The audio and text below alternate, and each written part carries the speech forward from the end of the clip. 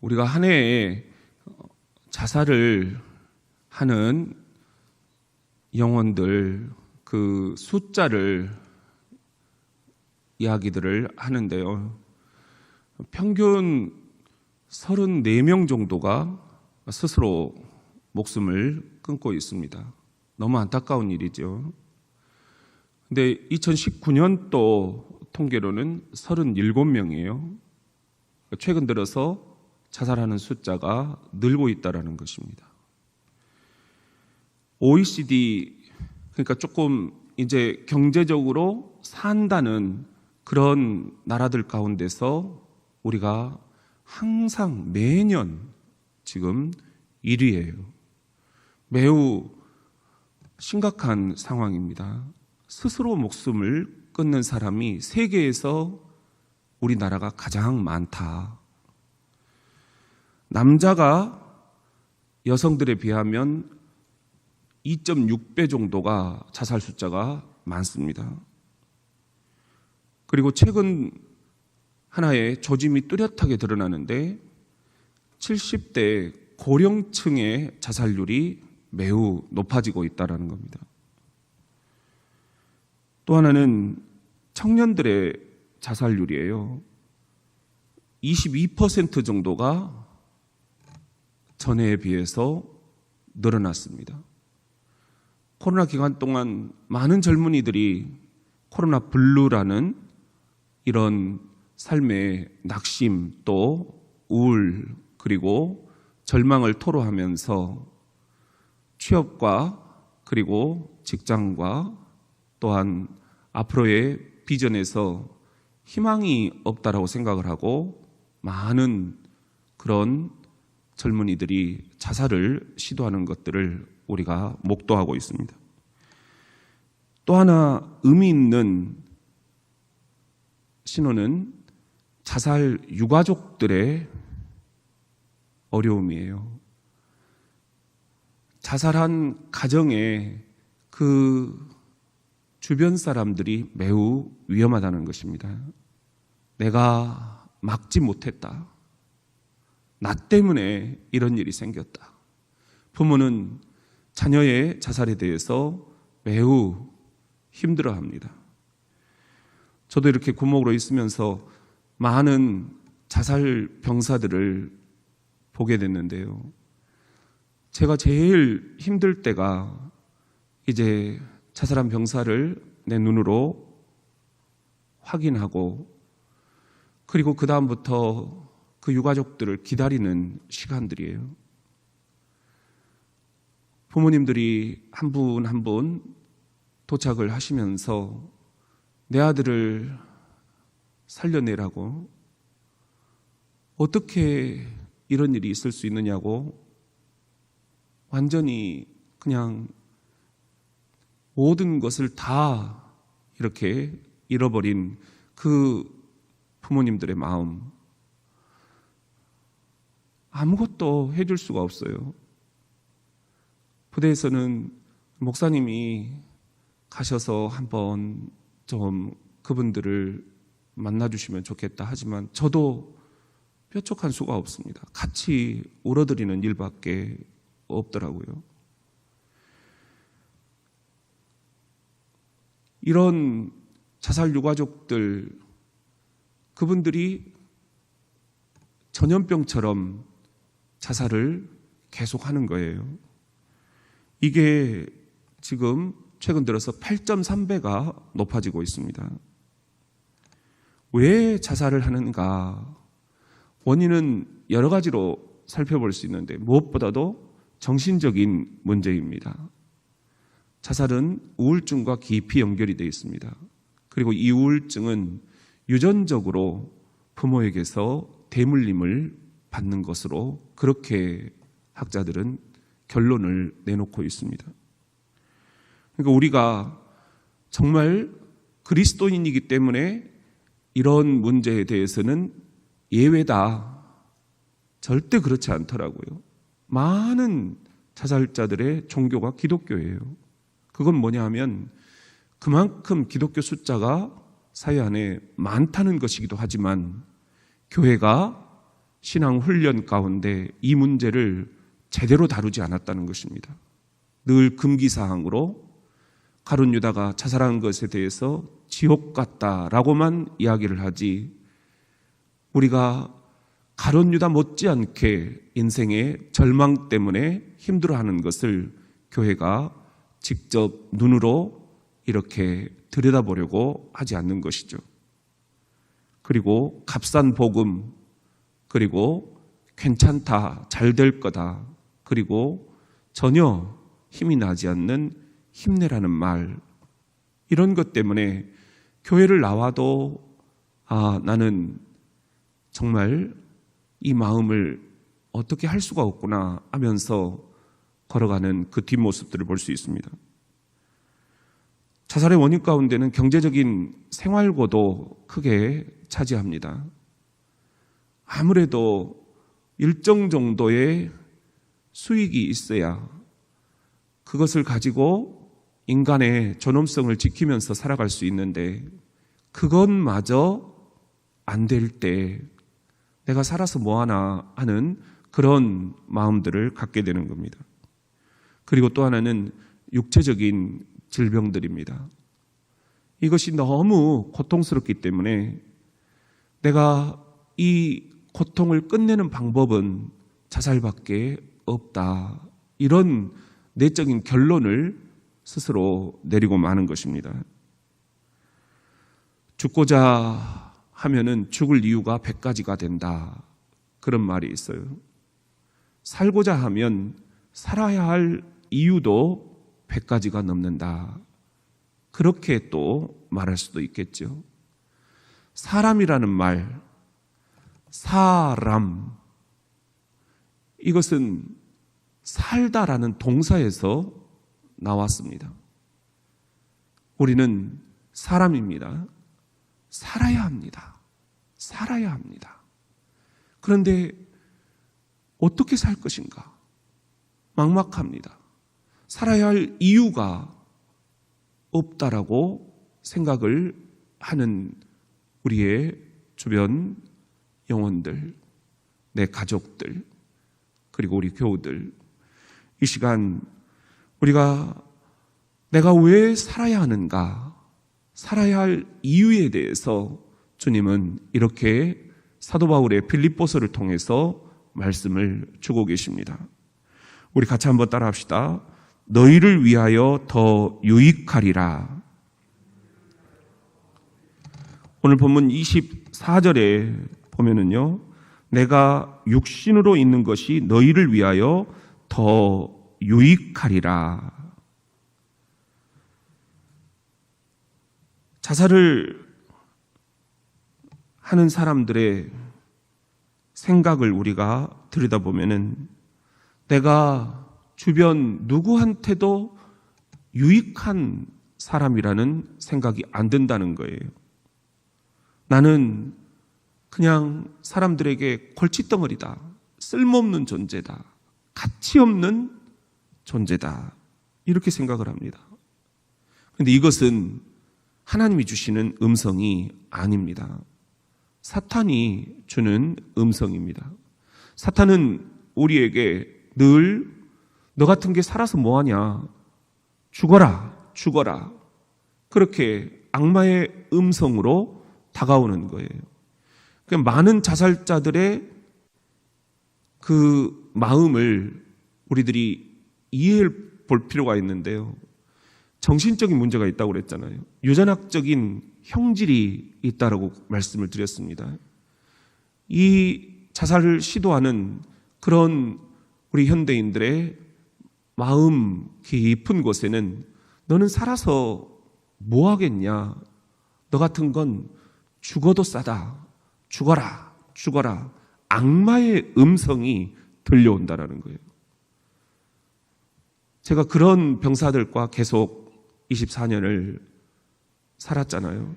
그러다 보니까 그런 병사들의 공통된 이야기가 누가 나를 자꾸 죽으라고 한다는 거예요.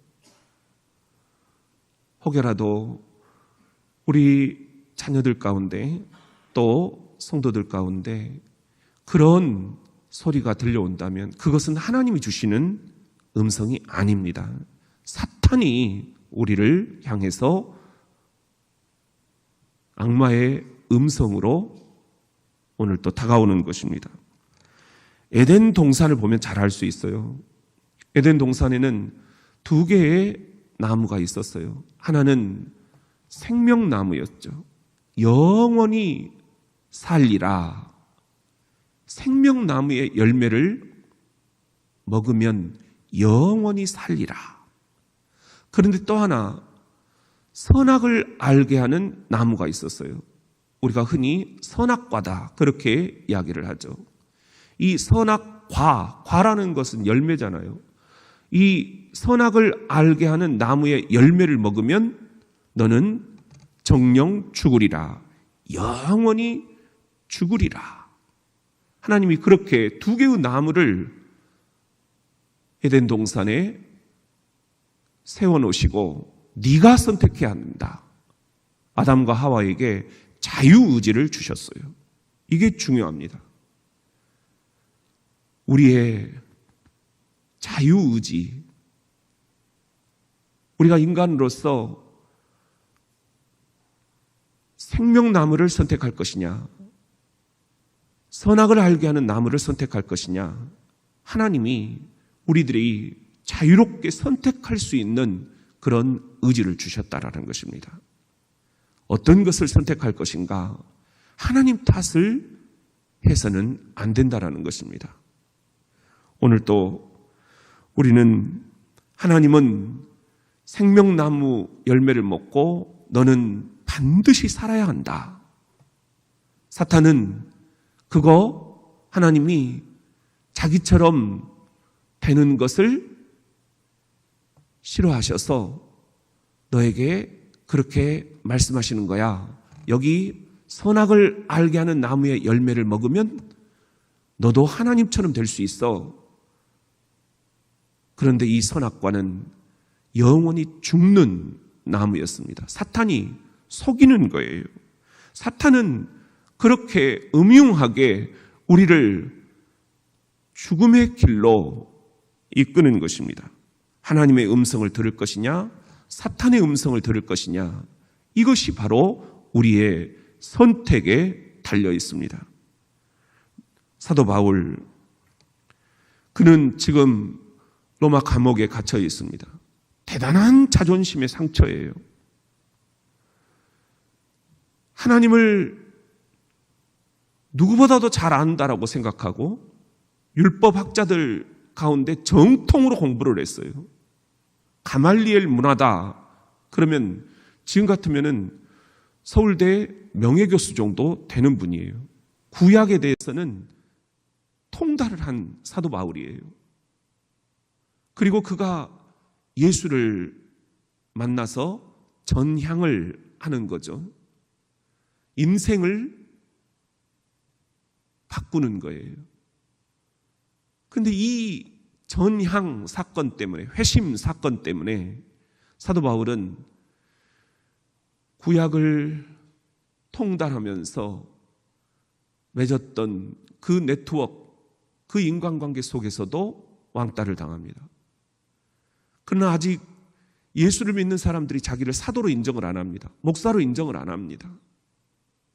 네가 우리들을 잡아 가두려고 했잖아. 우리가 증인인데 네가 어떻게 변했다고 할 수 있니? 안 믿어주는 거예요. 이런 상황 속에서 그는 감옥에 갇힙니다. 그것도 점치는 귀신 들린 여종을 고쳐줬다고 그래가지고 그 주인이 고발을 해버린 거예요. 가진 학대와 고문을 당하면서 옥에서 지내고 있습니다. 모든 인격권, 사람의 자존감, 내가 살아있다라는 이 생생한 느낌, 이것이 말살이 될 위기에 처해 있습니다. 아마 우리 같으면 이미 무너졌을 거예요. 그런데 사도 바울은 바로 이 상황에서 너는 이제 쓸모없는 사람이야. 너는 사람들이 다 비웃고 있어. 하나님도 너를 포기했어.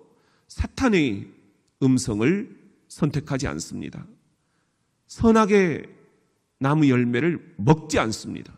치워버립니다. 그리고 영원히 살리라 생명나무 열매를 먹기로 선택합니다. 이것이 사도 바울에게서 우리가 오늘 배우는 신앙의 모델입니다. 빌립보 교인들이여, 반드시 이곳에서 나는 살 것입니다. 살아날 것입니다. 살아서 나갈 것입니다. 그래서 내가 여러분에게 이전처럼 유익을 주는 존재가 반드시 되어드리겠습니다. 사도 바울이 살아야겠다는 삶의 의지를 선택한 것은 내가 나 자신을 위해서 살려고 하지 않습니다. 여러분의 유익을 위해서 나는 반드시 이 감옥에서 살아 나갈 것입니다. 사랑하는 성도 여러분, 삶을 스스로 포기하는 사람들은 나는 누구에게도, 부모에게도 유익이 되는 존재가 아니다, 이런 절망을 느끼고 있는데, 그래서 죽고자 하는 이유를 자꾸만 찾고 있는데, 오늘 우리는 어떻게 할 것인가? 사도 바울처럼 내가 타자를 위해서 유익한 존재가 되기 위해, 상처 입은 영혼들을 살려내기 위해, 절망하는 무릎들을 일으켜 세우기 위해, 유익을 주는 존재가 되기 위해 반드시 살리라, 살아남으리라, 살아서 이 감옥에서 나가리라. 코로나의 상황 속에서 모두가 다 로마 감옥에 갇혀있는 바울의 심정과 같습니다. 절망을 선택하는 게 지극히 자연스러운 그런 시기입니다. 이때 나는 반드시 살리라, 내 자신을 위해서만이 아니라 다른 사람들을 살려내는 이 생명 구원의 일을 위해서, 복음 전도의 일을 위해서 내가 반드시 이 코로나 속에서 살아남으리라, 살아서 그들을 유익하게 하는 존재가 되리라, 내 자녀들을 존재의 의미를 느낄 수 있도록 유익하게 돕는 부모가 되기 위해 나는 반드시 살아내리라. 교인들을 영적으로, 천국으로, 희망으로 계단을 한 칸 한 칸 올라가도록 돕기 위해서 나는 반드시 살아남아 우리 성도들을 유익하게 하는 목사가, 장로가, 안수집사가, 권사가, 집사가, 부모가 되리라 결단하는 그런 이 새벽이 될 수 있기를 주의 이름으로 축원합니다. 우리 같이 한번 따라합시다.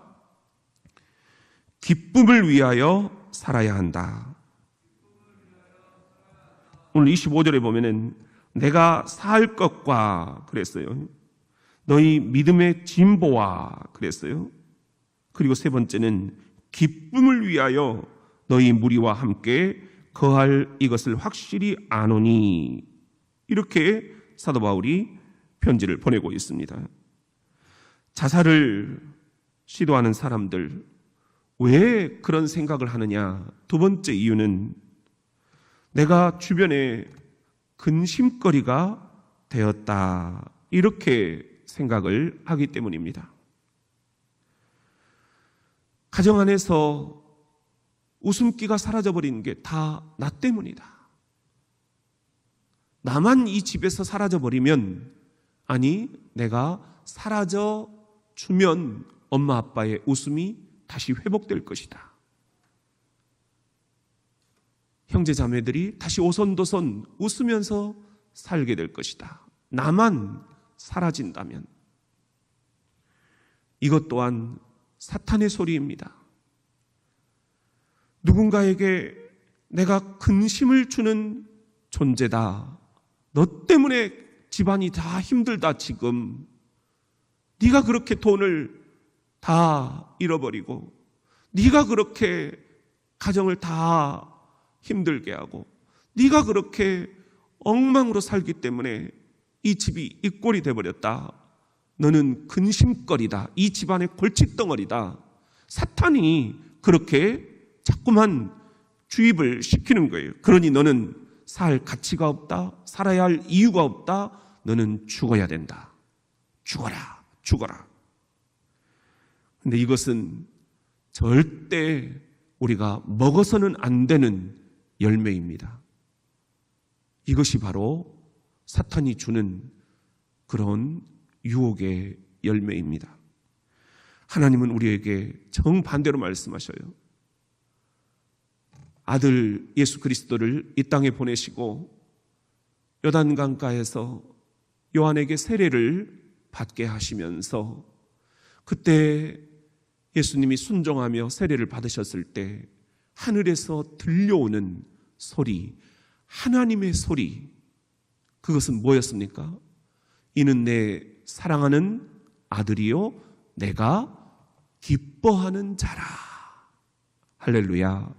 하나님은 나를 기쁨의 존재라고 말씀을 하고 계셔요. 너는 내게 근심거리가 아니다.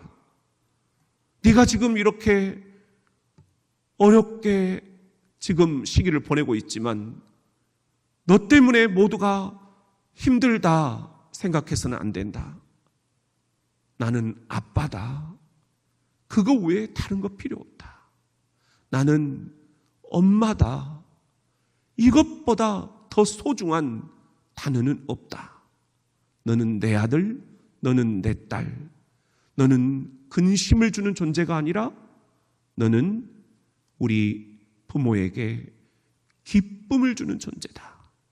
네가 태어났을 때 이 아빠는 얼마나 기뻐했는지, 네가 내 젖을 처음 물었을 때 엄마는 얼마나 기뻐했는지, 내가 기뻐하는 존재다.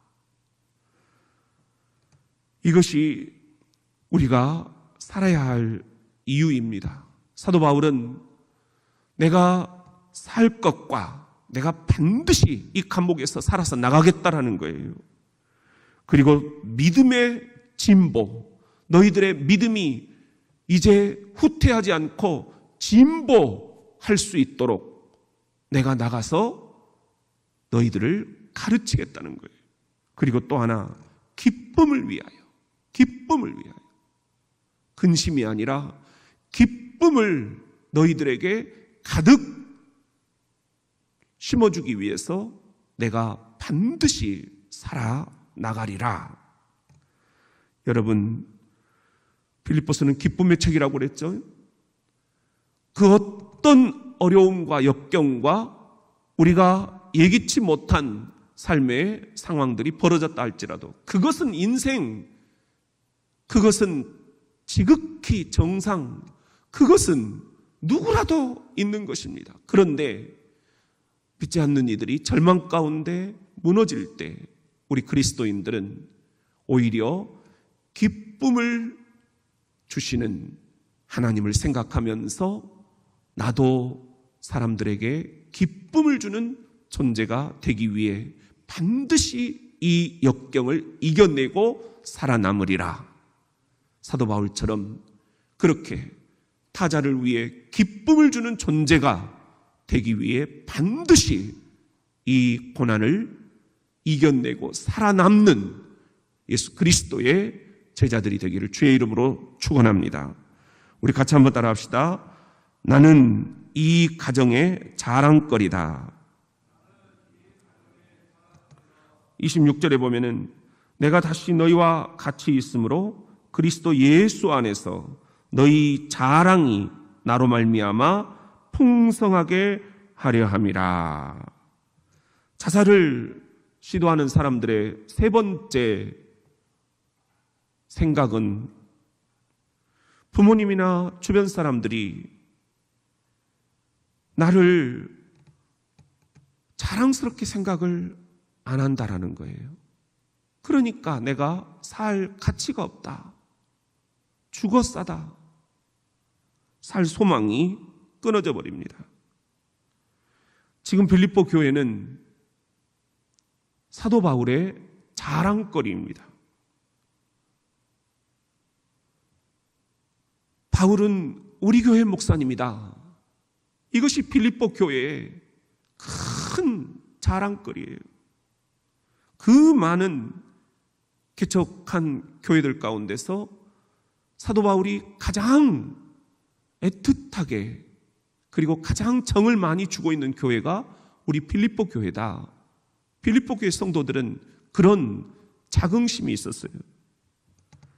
바울도 마찬가지입니다. 내 비록 지금 감옥에 갇혀 있지만 반드시 살아서 내가 여러분의 자랑거리가 되겠습니다.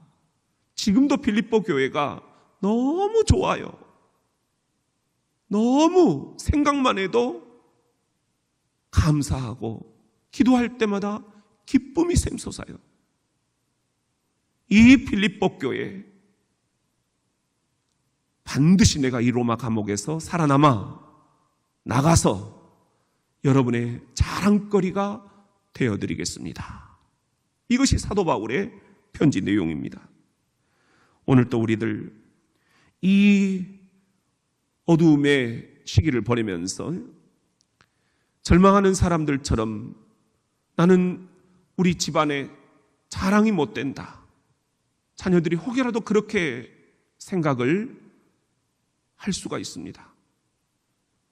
우리 그때 너는 태어날 때부터 지금까지 아빠의 자랑거리다. 이 엄마의 자랑거리다. 이거 외에 우리가 해줄 수 있는 더 큰 축복은 없습니다. 실수는 할 수 있고 또 때로는 내 마음처럼 잘 커주지 못할 때도 있지만 저도 우리 애들한테 계속해서 해주는 이야기가 이것입니다. 너희들은 엄마 아빠의 자랑거리다. 우리가 완전히 방치해놓고 전방에서 후방에서 떨어져서 24년을 지내왔는데 애들한테 무슨 할 말이 있겠어요? 그런데 애들이 너무 잘 커준 거예요. 우여곡절은 많았고 학교에 불려갈 때도 수없이 있었고 내가 목사라는 게 부끄러울 때도 있었지만 이게 걔들 책임입니까? 내 책임이지요. 그럼에도 불구하고 너무 잘 커준 거예요. 잘 커준 거예요. 아니 역경이 없는 삶이 뭐가 있고 고비가 없는 자녀 양육이 어디 있겠습니까? 그걸 이겨냈다는 게 중요한 것이죠. 지금도 자녀들은 갈등하며 또 실수하며 수많은 고비를 산을 넘고 또 넘어가고 있습니다. 이때 이 아이들이 사탄의 소리를 들을 수 있습니다. 나는 엄마 아빠에게 자랑거리가 못 된다. 늘 실수하고 늘 무너지고 늘 실패한다. 나는 죽었사다. 사탄의 소리가 들려올 때 우리가 주 예수 그리스도의 심정을 가지고 예수 그리스도의 심장으로 엄마 아빠는 너희들을 너무너무 자랑스럽게 생각하고 있단다. 너희는 엄마 아빠의 자랑거리다.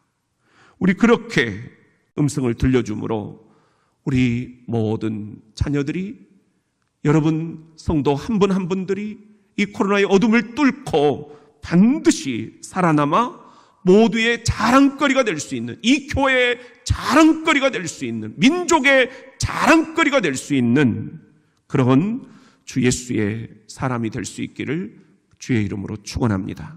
사람은 말한 대로 됩니다. 죽겠다 죽겠다 하면 죽을 이유가 100가지가 넘는다고요. 그러니 말을 고쳐야 됩니다. 한번 따라 합시다.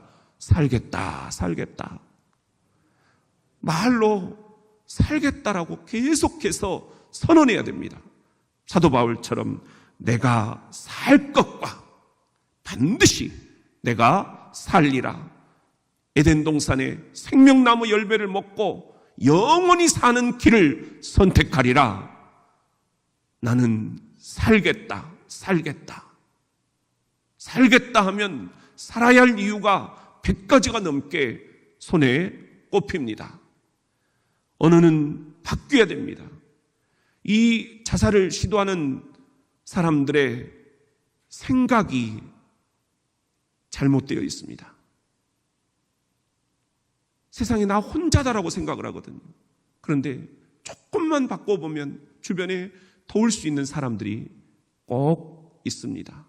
한 사람만 발견하면 절대로 자살을 성공할 수 없습니다. 그 한 사람 때문에 살아납니다.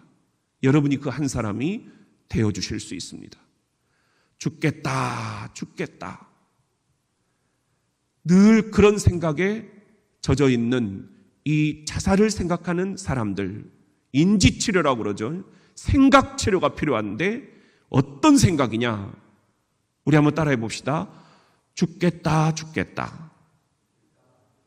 이것을 어떻게 언어를 바꿈으로 생각을 바꿀 수 있겠는가? 죽게 있다.